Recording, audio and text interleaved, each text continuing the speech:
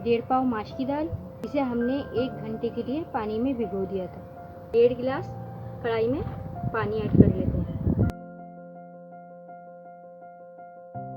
Boil करने के लिए रख देते हैं। पानी गर्म हो चुका है, साबुत गरम मसाले ऐड करते हैं। 1 टीस्पून सफ़ेद जीरा, 13 अदद साबुत काली मिर्च, 1 टेबल स्पून नमक, 7 अदद साबुत लाल मिर्च, 1 अदद बड़ी इलायची, 3 अदद लौंग, 3 अदद दालचीनी के टुकड़े।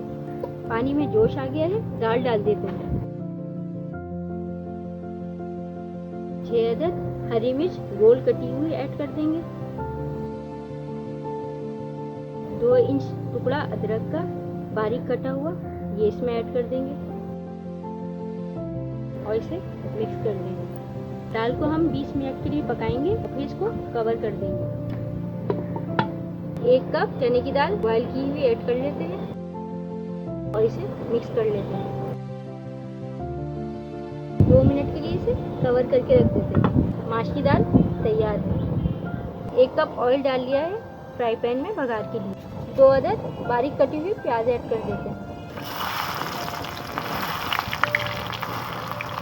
इसको गोल्डन कर लेते हैं।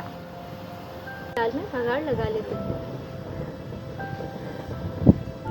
माश की दाल रेडी है।